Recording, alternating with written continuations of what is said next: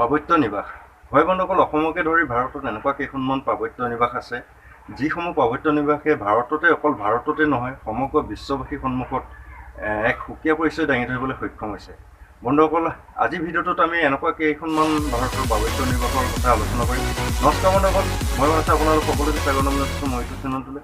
বন্ধুসকল, ভিডিঅ'টো যদি ভাল লাগে এটা লাইক কৰিব আৰু এতিয়ালৈকে যদি আপুনি মোৰ চেনেলটো ছাবস্ক্ৰাইব কৰা নাই তেতিয়াহ'লে ছাবস্ক্ৰাইব কৰিলে বেল আইকনটো অল প্ৰেছ কৰিব, কাৰণ বন্ধুসকল মই এনেকুৱা তথ্য সমৃদ্ধ ভিডিঅ' আপোনালোকৰ সন্মুখলৈ লৈ আহিবলৈ চেষ্টা কৰোঁ।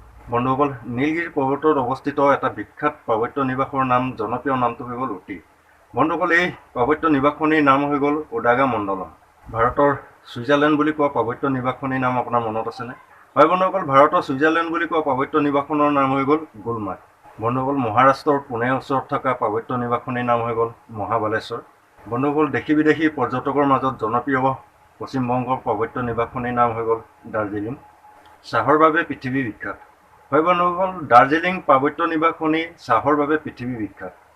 পাৰ্বত্য নিবাসৰ ৰাণী হয় বন্ধুসকল, মৌচুৰী পাৰ্বত্য নিবাসখনি পাৰ্বত্য নিবাসৰ ৰাণী বুলি জনা যায়। বন্ধুসকল, ভাৰতবৰ্ষ যেতিয়া ব্ৰিটিছসকলৰ অধীনত আছিলে তেতিয়া ব্ৰিটিছসকলে গ্ৰীষ্মকালীন ৰাজধানী হিচাপে পাৰ্বত্য নিবাস চিমলাক, হয় বন্ধুসকল, বৰ্তমান হিমাচল প্ৰদেশৰ ৰাজধানী চিমলাক গ্ৰীষ্মকালীন ৰাজধানী হিচাপে ব্ৰিটিছসকলে ব্যৱহাৰ কৰিছিলে। বন্ধুসকল, কোনখন পাৰ্বত্য নিবাসক উত্তৰ পূব ভাৰতৰ ফেশ্বনৰ ৰাজধানী বুলি জনা যায় আপুনি জানেনে? হয় বন্ধুসকল, বৰ্তমান মেঘালয়ৰ ৰাজধানী শ্বিলঙক উত্তৰ পূব ভাৰতৰ ফেশ্বন ৰাজধানী বুলি জনা যায়। বন্ধুসকল, অসমৰ একমাত্ৰ পাৰ্বত্য নিবাসখনিৰ নাম আপোনাৰ মনত আছেনে? হয় বন্ধুসকল, অসমৰ একমাত্ৰ পাৰ্বত্য নিবাসখনিৰ নাম হৈ গ'ল হাফলং।